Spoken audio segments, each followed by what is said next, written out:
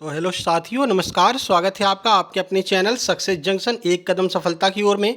और हम लेकर के आ गए हैं आपके लिए उत्तर प्रदेश करंट अफेयर 2024। ये स्पेशली यूपी पुलिस री एग्ज़ाम की दृष्टि से अति महत्वपूर्ण है। जैसा कि आपको पता है, आपके एग्जाम में लगभग 15 नंबर की करंट अफेयर आती है, ठीक है, जिसमें आपका यूपी करंट अफेयर और इंडिया करंट अफेयर दोनों मिल करके आती हैं।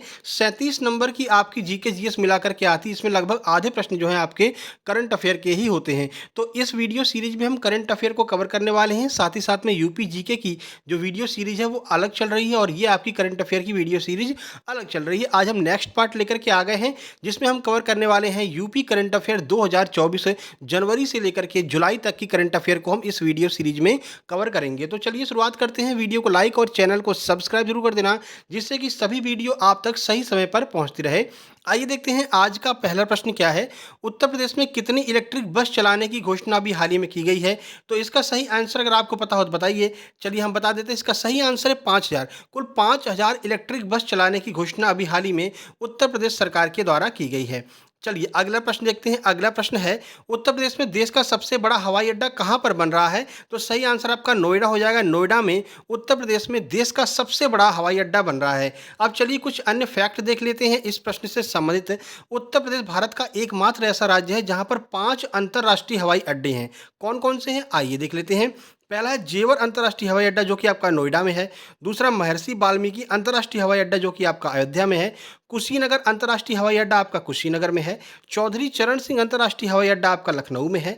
लाल बहादुर शास्त्री अंतर्राष्ट्रीय हवाई अड्डा ये वाराणसी में स्थित है। तो कुल 5 अंतर्राष्ट्रीय हवाई अड्डे उत्तर प्रदेश में हैं और यह एकमात्र ऐसा राज्य है जहां पर 5 अंतर्राष्ट्रीय हवाई अड्डे हैं।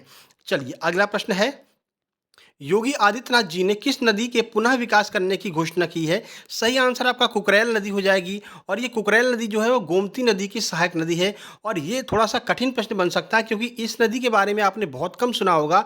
तो ये गोमती की सहायक नदी है, ठीक है। और कुकरेल नदी के पुनरुद्धार के बारे में जो है ये आपके योगी आदित्यनाथ जी ने यहाँ पर घोषणा की है। चलिए अगला प्रश्न देखते हैं।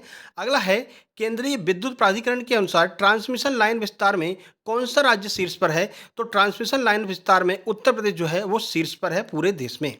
अगला प्रश्न देखिए। अगला प्रश्न है, राज्य सरकार ने शिक्षा का अधिकार अधिनियम 2009 के तहत निजी स्कूलों में पढ़ने वाले वंचित बच्चों की शिक्षा के लिए कितनी धनराशि आवंटित की है? तो कुल 250 करोड़ रुपए की धनराशि आवंटित की है। जो प्राइवेट विद्यालयों में आपके वंचित बच्चे पढ़ रहे हैं, जिनको शिक्षा नहीं मिलती है और उनके पास में धनराशि भी नहीं है कि वो प्राइवेट स्कूल में पढ़ सकें, तो उनके लिए उत्तर प्रदेश सरकार ने 250 करोड़ रुपए का प्रावधान किया है, जिससे कि वे बच्चे जो हैं वो प्राइवेट स्कूलों में पढ़ सकें।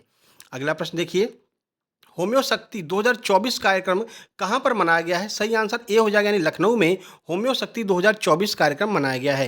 होम्योपैथी दिवस हम कब मनाते हैं? तो 10 अप्रैल को होम्योपैथी दिवस के रूप में मनाया जाता है। और विश्व होम्योपैथी दिवस 2024 की थीम क्या है?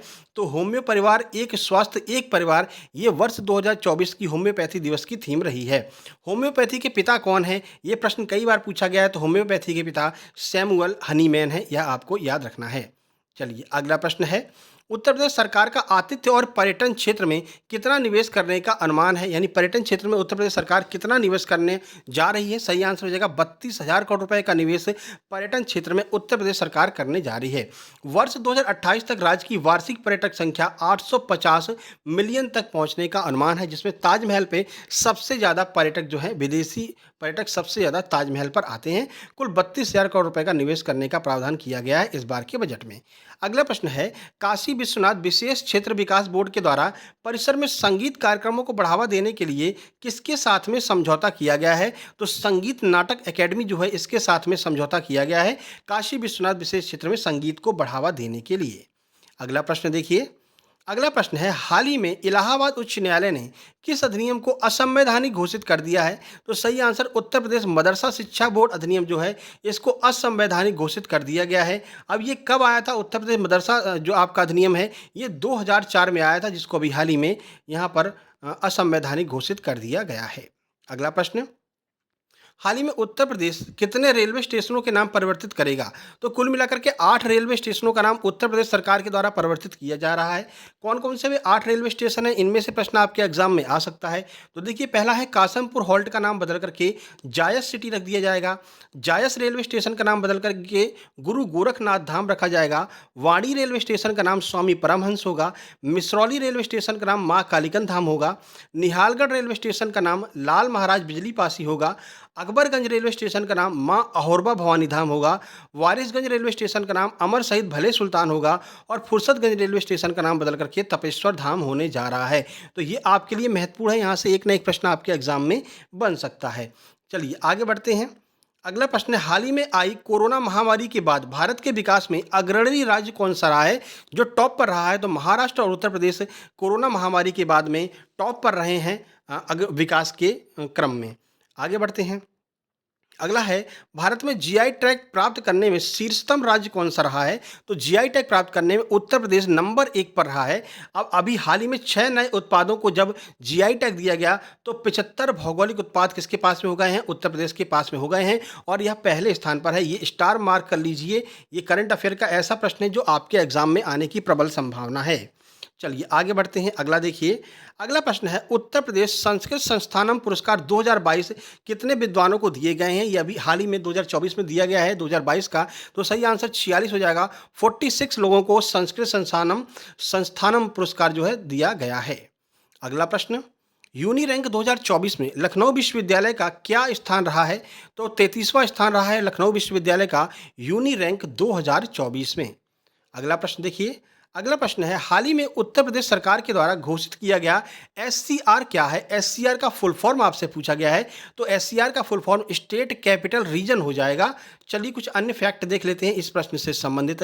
एनसीआर की तर्ज पर ही एससीआर की घोषणा की गई है। जैसे आपका नॉर्थ सेंट्रल रेलवे या फिर आपका एनसीआर का जो क्षेत्र है, एनसीआर दिल्ली की बात हम करते हैं, तो उसी की तर्ज पर एससीआर की भी स्थापना यहाँ पर की जा रही है। एनसीआर में आने वाले उत्तर प्रदेश के कितने जिले हैं ये देख लीजिए, क्योंकि एनसीआर वाला प्रश्न पूछ लिया जाता है आपके एग्जाम में। तो शामली, बागपत, गाजियाबाद, गौतम बुद्ध नगर, मुजफ्फरनगर, हापुड़, बुलंदशहर और मेरठ, ये ऐसे जिले हैं जो एनसीआर के अंतर्गत आते हैं।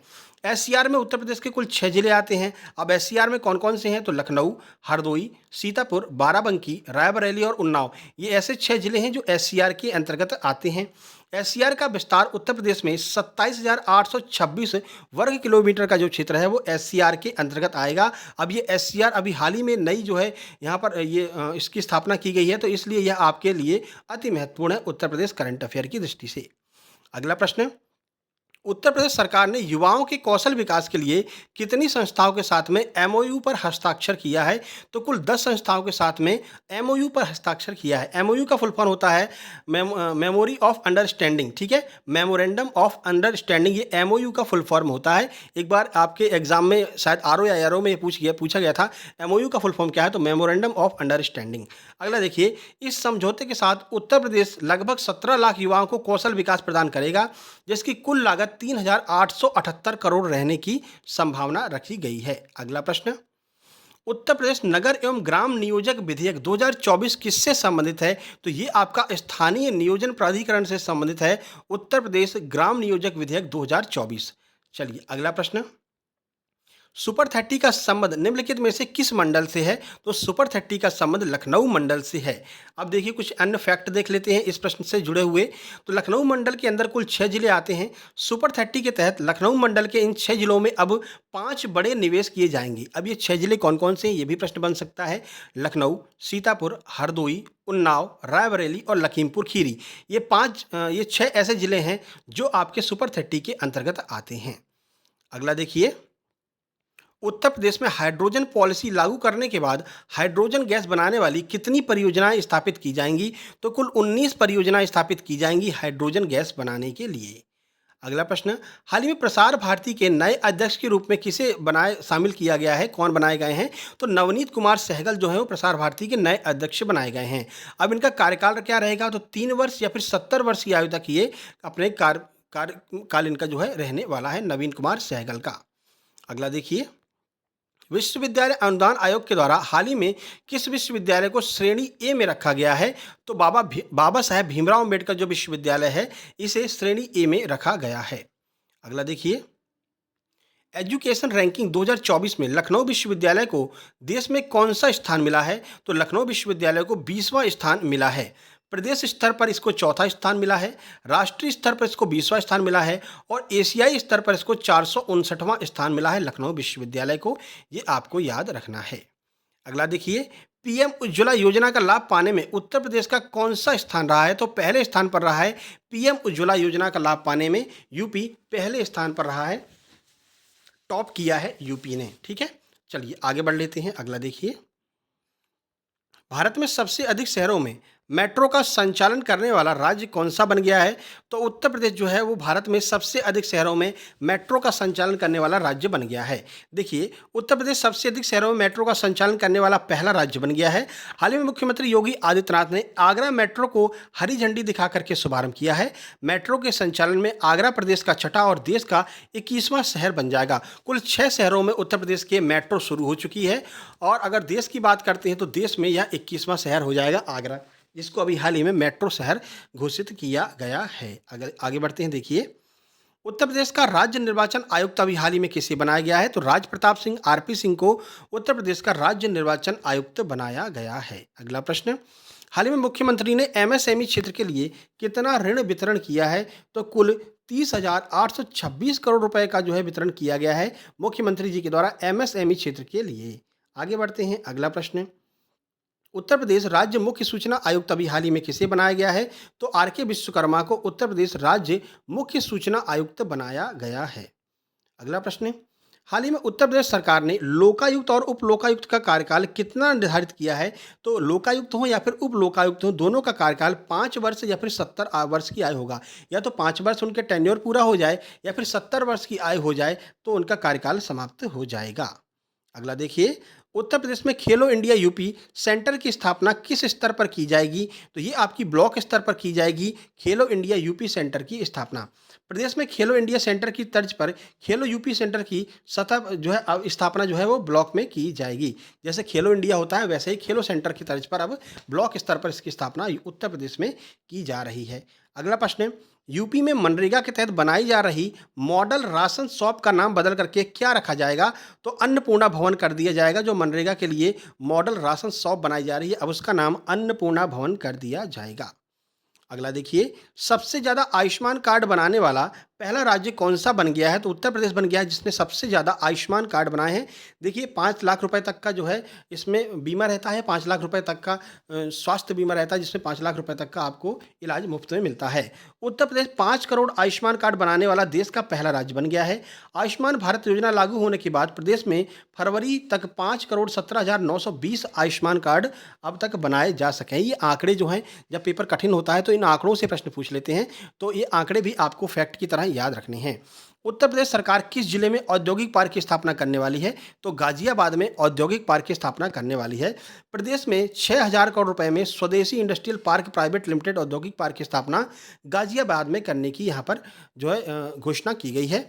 इससे 5,000 रोजगार जो है वो सृजित होंगे, 5,000 लोगों को रोजगार मिलेगा। राशि कितनी है? 6,000 करोड़ रुपए का निवेश किया जाएगा। उत्तर प्रदेश के किस जिले में रेल विकास निगम के द्वारा एलबीएस कोच व ट्रैक्स वर्क की स्थापना की जाएगी? तो झांसी में एलबीएस कोच व ट्रैक्स वर्क्स की स्थापना की जा रही है। अगला देखिए, प्रत्येक तहसील पर फायर स्टेशन बनाने वाला पहला राज्य कौन सा बन गया? तो ये ऑब्वियसली आपका उत्तर प्रदेश जो है वो प्रत्येक तहसील में फायर स्टेशन बनाने वाला देश का पहला राज्य बन गया है। आगे बढ़ते हैं।